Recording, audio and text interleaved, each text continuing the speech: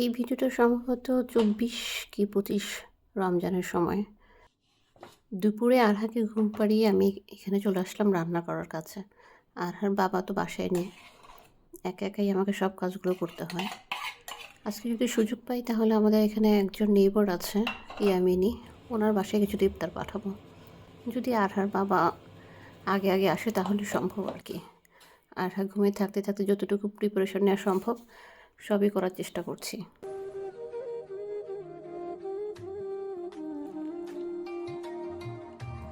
বেসনটা একটু আগে থেকে রেডি করে রাখলে বেগুনি বা আলুর চপ বেশ ভালো হয়, তাই আগে থেকে এটা রেডি করে রাখছি, কিছুক্ষণ রেস্টে থাকবে।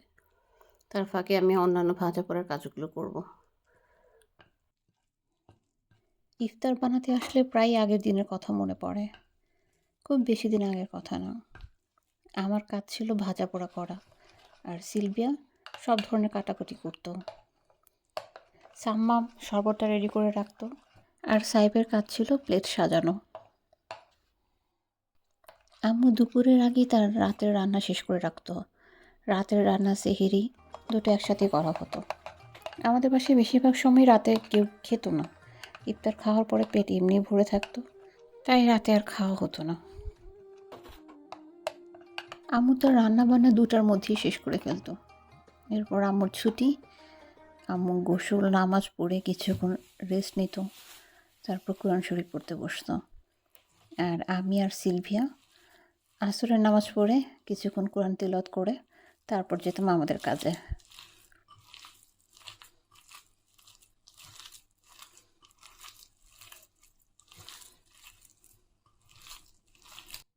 কাজ সহজ করার জন্য আমি এভাবে ডাল বাটা আগে থেকে রেডি করে রাখি।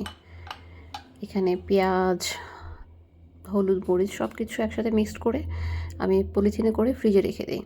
ছোটো ছোটো কয়েকটা পলিথিন করি আর প্রতিদিন একটা করে নামাই, এতে আমার কাজ সহজ হয়ে যায়। এখানে যেহেতু একা হাতেই সব কিছু করতে হয়, তাই আগে থেকে প্রিপারেশন নিয়ে রাখলে সময় বেঁচে যায়।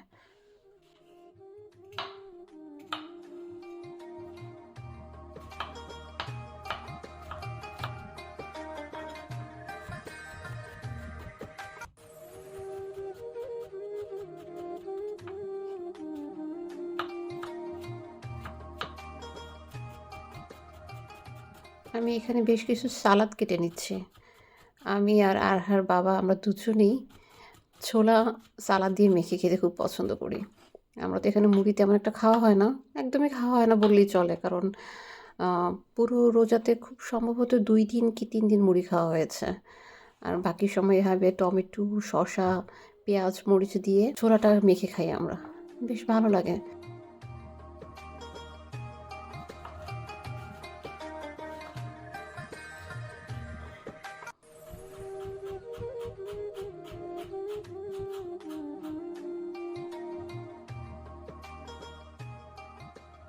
এখানে টমেটো, শসা, মরিচ আর অল্প একটু পেঁয়াজ আছে, সাথে আমরা একটু লেবুও মিক্সড করি, কিন্তু লেবুটা এখানে কেটে রাখা হয়নি। আমি এখানে বেগুনটা একটু পাতলা করে কেটে রাখলাম, বেগুনের এই সাইজটাই আমার ভালো লাগে। এর থেকে বেশি চিকন হলে বেগুনটা ভেঙে যায়, আর মোটা হলে ভিতরে সিদ্ধ হতে চায় না।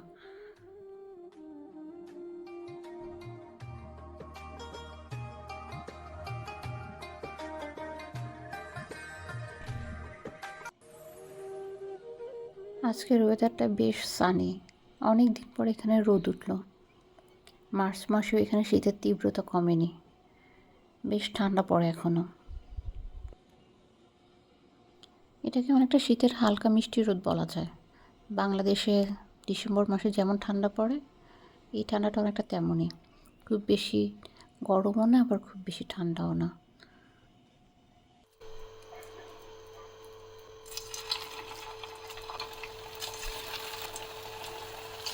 পেঁয়াজও দিয়ে ভাজাটা শুরু করলাম, কারণ এটা ভাজতে সবচেয়ে বেশি সময় লাগে।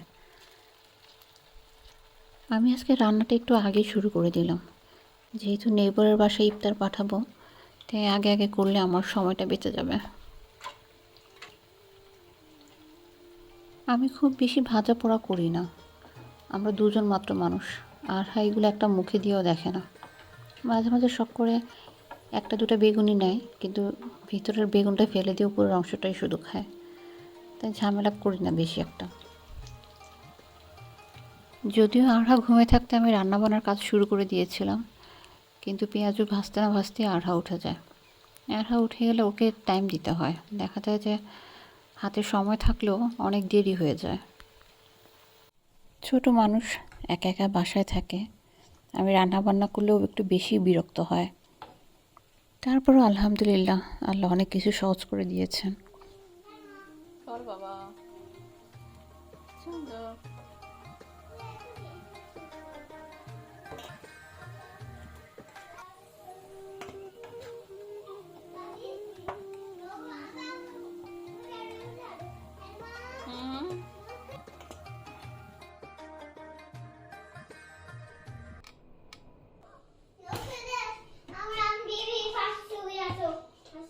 তাই এই যে ছোট ছোট হাতগুলো দেখা যাচ্ছে, এটা আমার মার। চলে এসেছে আমাকে সাহায্য করতে। একটু কাজ করতে দিলে যে কি খুশি হয়, কিন্তু আমার তো কাজ বাড়ে। হ্যাঁ, তুমি এখান থেকে মামিকে দাও, এখান থেকে দাও, একটা দাও। Thank you. Another. ওকে, আর দেওয়া লাগবে না, ঠিক আছে? Okay. Oh, boy. Hakiki.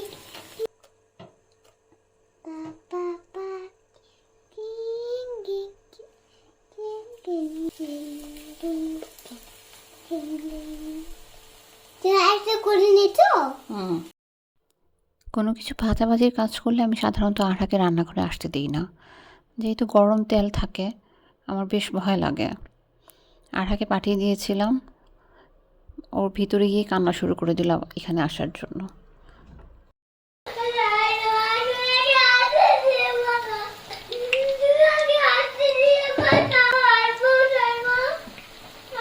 আসো। এটা অনেক দূর হয়ে যাবে, অনেক মাকে ধরতে পারছি না, এটা অনেক দূর হয়ে যাবে। এখন তো বেশি কাছে শোনো বাবা, এখানে হট অয়েল আছে। এটা কাজ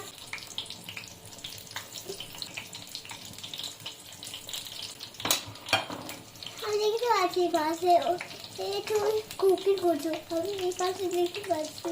গ্রেট।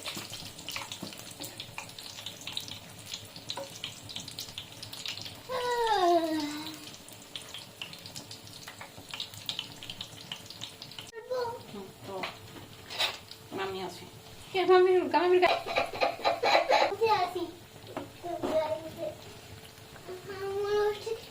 আমি আলুর চপ এভাবে করে রেখে দিই। রোজার ফার্স্টের থেকেই সাধারণত আমার এই প্রিপারেশনগুলো থাকে। রোজার মাছে শেষ হয়ে গেলে আবার করা হয়। খুব বেশি আলুর চপ আমি খাই না, আর বাবা তেমন খায় না, আমাদের বেগুনিটাই বেশি খাওয়া হয়, তাই আলুর চপ থেকে যায়।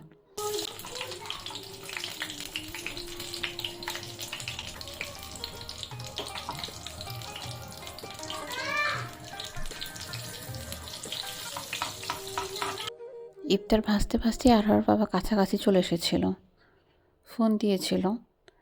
আরহা ভেবেছে ওর বাবা নিচে দাঁড়িয়ে আছে, তাই জানালার পাশে দাঁড়িয়ে দাঁড়িয়ে বাবা বাবা বলে ডাকছিল। আলুর চপটা ভাজা হলে আমার ভাজাভাজির কাজ শেষ। ছোলা আমি গতকালই রেডি করে রেখেছিলাম।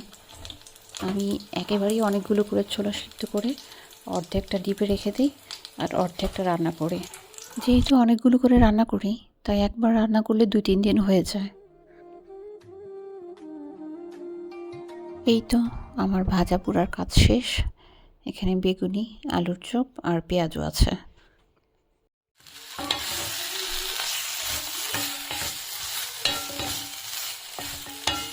গতকালে রান্না করা ছোলা থেকে কিছুটা নামিয়ে গরম করছি। আমার শেষের দিকে এত তাড়াহুড়া লেগে যাচ্ছিল, আমি ভেবেছিলাম আরহার বাবা ইফতার পাঠাতে পারবে না আজকে, যেহেতু ওরা আসতে বেশ লেট হয়ে যাচ্ছিল। কিন্তু পরে আবার এসে বলল যে দাও, নিয়ে যাই, সমস্যা নেই। তাই আমি খুব তাড়াহুড়া করছিলাম এই সময় এসে। হাতে আমার তখনও প্রায় আধা ঘন্টার মতো সময় ছিল। আরহার বাবা আসবে, আবার নিয়ে যাবে, এসে ইফতার করবে, তাই আমি একটু চিন্তা করছিলাম ঠিক টাইমে সব হবে কি না। তাড়াহুড়োয় আমি ছোলা, শসা, আপেল, কমলা আরও কিছু ফল ফ্রুটস দিতে ভুলেই গেছিলাম। তারপর যতটুকু পেরেছি আলহামদুলিল্লাহ।